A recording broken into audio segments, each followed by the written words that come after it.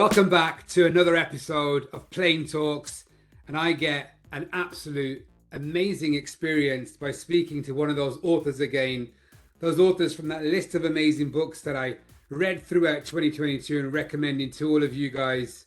Today, with a background of 26 years at Procter & Gamble, an ex-SVP at Procter & Gamble, and now living the life as a board advisor for companies, and of course, author for an amazing book called Waiting is Not an Action.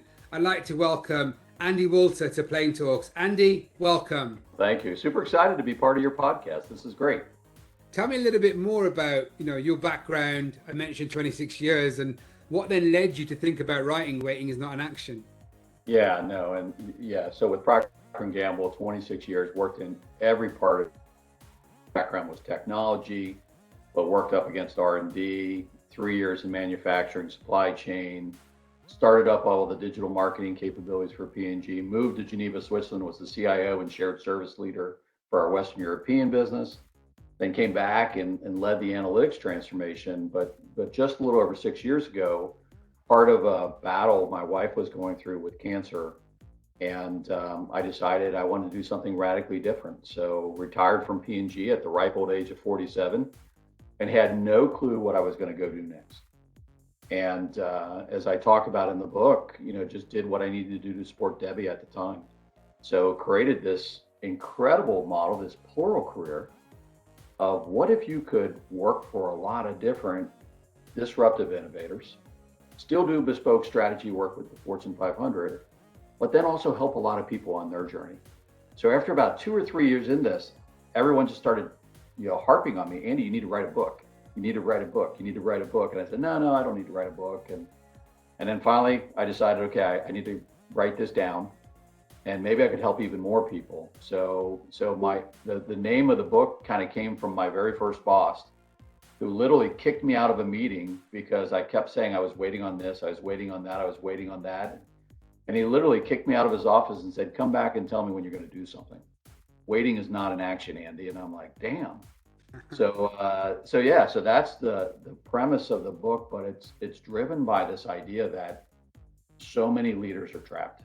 They're trapped, stuck doing things the way they've always been done. They're trapped because they don't have good advisors. They're trapped because they don't have a plan. So the book really lays out, how do you not only be successful in the startup of your career, in the pinnacle of your career, but in your second career, which is what I jokingly say I'm in now. Happy not to have an honest job and happy to be helping lots of people around the world. I mean, I don't want to go chapter by chapter, but I will start with some of your comments at the start of your 26 years at P&G, having a career binder of key learning points, insights from executives, inspiration, and more. What made you start keeping that binder? And, is it actually a physical binder you have still somewhere with all these kind of pieces of information in there? Tell me more.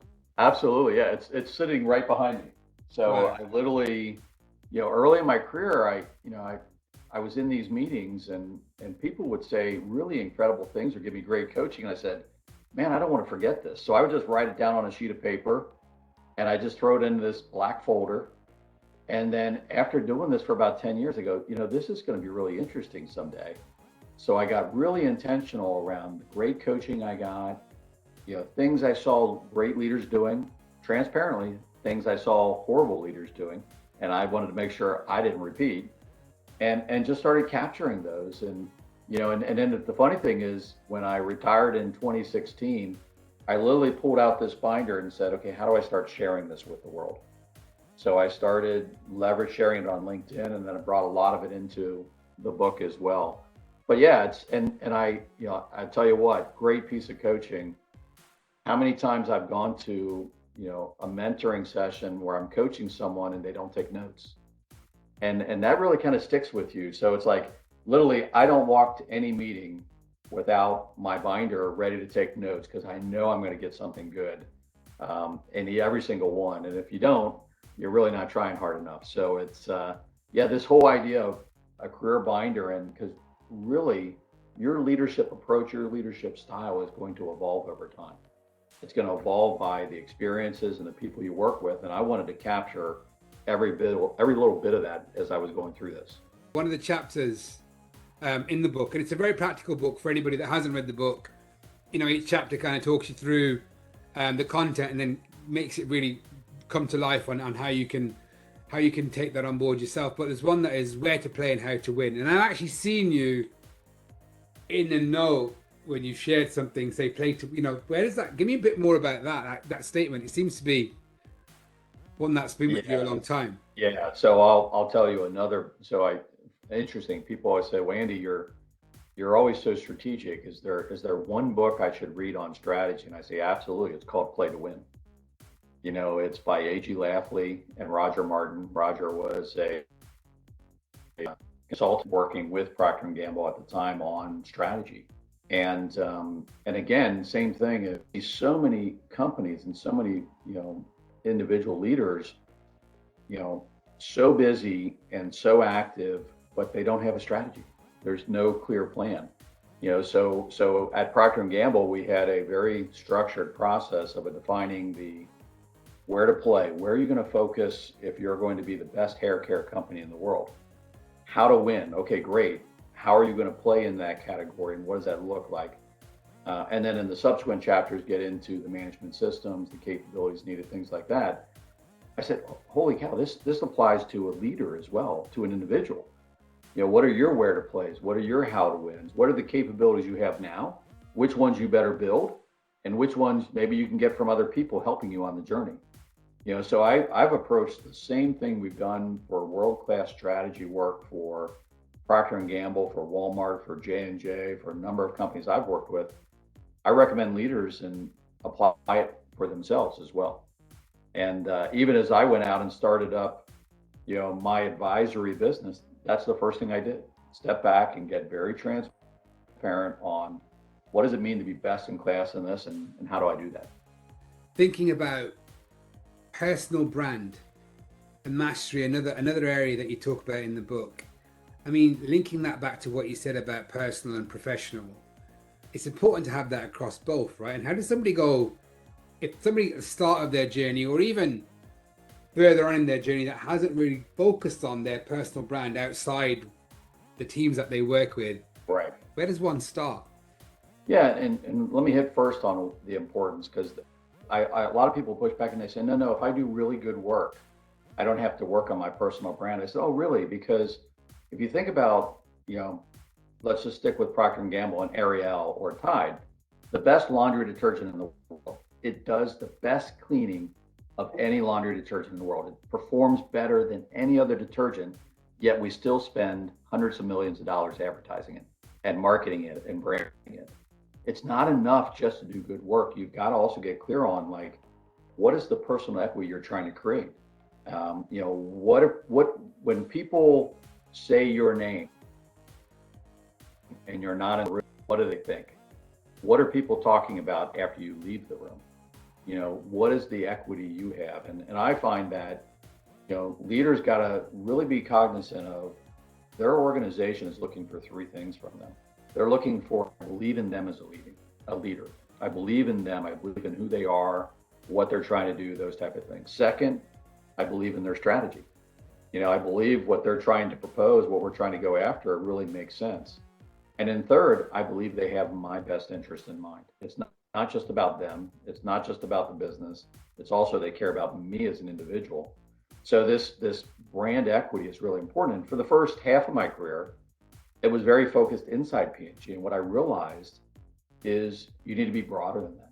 It needs to be also externally recognized in the industry and with partners and the like, in a way that creates more value for your company, but at the same time, builds your personal equity so you can make a bigger impact, both in your current company and potentially future companies. So it's not by chance that the first two chapters of the book are all around building your network and building your personal brand, because these make a big difference in your career. These make a big difference in how much impact you can make for the company you're working for now. One of the things that I love in the book about never stop learning is one, and two, the capabilities that are needed. So my next question is, When we talk about never stop learning and the capabilities needed, are we talking about the soft skills that you've needed always to be able to be a great leader, whatever that may be, or is that more functionally make sure you keep your functional mastery in whatever area it is that you have passion in working for? I think it's both. I think it's absolutely both. In the first beginning of your career, it is around becoming a master in your functional area because that has the biggest impact on your personal equity than anything, and the results you're going to get. And then subsequently, some of the softer skills, the leadership skills, the talent development skills, communications, all those type of things, because then I can make an even bigger impact. Some of the biggest transformations I brought to Procter and Gamble, you know, the ability to communicate them, the ability to convince and influence others made the impact.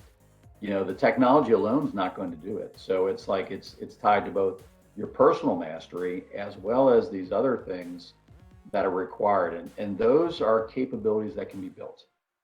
And that's really important because some people, I remember my son going, he was trying to give a speech and I said, well, you need to do this, you need to do this. He goes, well, Dad, but you're really good at that. I go, well, I didn't used to be. Yeah. I used to be the person in a meeting early in my career. I was afraid to raise my hand and ask a question. I would write it down on a piece of paper so that when I did get called on, I didn't forget what I was even going to ask. So you have to build this skill, just like the functional mastery skills. You have to build these and practice them and things like that. So you're spot on, and this is super critical if you're going to make a bigger and bigger impact through your career. What would be, for anybody at the start of the conversation, you talked about stuck in their career, maybe being, somewhere where they're very comfortable. Yourself, given everything that happened, you decided to actually retire at a very young age. That must have been quite a daunting, scary, nervous time. Coming out at the other side, you can absolutely see it was the right decision to make, given not only how many companies now come to you for advice, but also how many individuals learn from what you've got to say as well. What advice would you give to somebody that might be at that situation whether it might be time for next role, next organization, next whatever, right? Well, first of all, you hit a really important part. You can't plan this out. You can't plan this out every aspect. Like almost a startup company, you got to be ready to pivot on opportunities. So part of this is planning out enough so you're ready to pivot.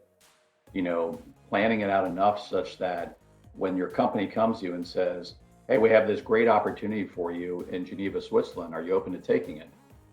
My answer was immediately yes. And they said, well, don't you need to talk this with your wife? And I said, no, we've already talked it. We plan out every year. We're open to anywhere in the world as long as it's safe for the family, education of the children, and the biggest business opportunity you got. Well, don't you want to go check out the housing? I said, no, we trust you. So it's like I was ready for the pivot. We had no idea that was going to happen. So a big part of the book, and even one of the appendixes, is a process to do some planning. And it's a team sport. This is not me doing planning on my own. This is doing planning with your partner. Yeah. And, what are you guys looking for personally? What are you looking for professionally?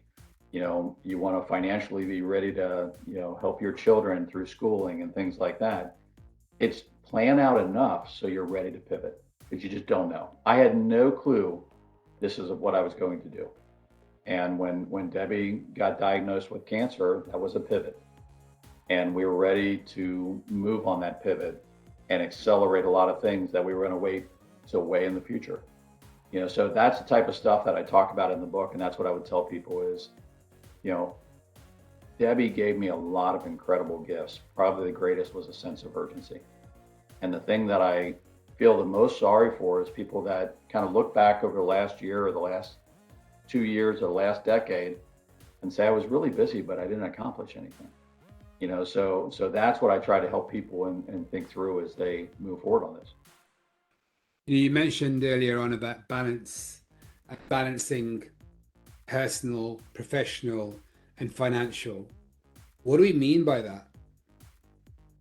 I'll give you one of the great examples I talk in the book, and that was, my children started playing sports, my two boys, and And I was told, oh, you need to go coach them. I said, I don't have time to coach the boys in sports. I don't know who has time to do this, right? I'm busy with work. I'm busy with my career and everything like that. And suddenly I had this eye-opening experience and started coaching my boys in sport. And it was phenomenal. And what I realized at that moment is you got to have congruence between what you're looking for professionally and financially and what you're looking for personally. And then interesting, Tara, once I had that balance, all three of them went better, because I was more intentional around my professional career because I had to be. I was going to spend 20 years or 20 hours a week coaching the boys in sports. I got to be more choiceful. I got more intentional on what we want to achieve financially, on housing and college and all that stuff. So it's a planning process of you can have it all, but you got to do it with balance. And then my experience again was all three of them got better when I got better at that balance across it. So this is one of the biggest tenets I hope people take from the book is this book is not just about being successful professionally. It's not just about being successful financially. It's also about, having a successful personal experience as well and a family experience, because that's more important than anything. I was going to finally ask you to summarize. I think that was a great summary there. But, anybody that hasn't read the book, I hope they now do go and read the book because it was a fascinating read for me. But if somebody is listening to this and watching this right now, whether at the start of their career or further along in their career, and they're, listening to some of these examples and thinking that some of them resonate with them, what advice would you give them? Yeah, I would first and foremost step back and really do some planning. Figure out what your personal strategy is. Second, this is a great book and you're going to help a great cause because 100% of the proceeds go to the Ovarian Cancer Alliance of Greater Cincinnati. And the third, and Tarb, you can hold me true to this. Anyone who buys the book after hearing it in your podcast, set up 30 minutes with me. I'll set up 30 minutes with you. And after you read the book, I'll walk you through and answer any questions. I literally make that offer because I know very few people will actually take it up on it. You were one of the people that did. You read the book, posted something. I said, thank you. You said, hey, would you be open to talking? I said, absolutely. So it's, that is part of what I focus my time on is helping people on the journey. So, for any of your podcast readers and listeners, reach out. I'm happy to set up 30 minutes and after you read the book and help any way I can.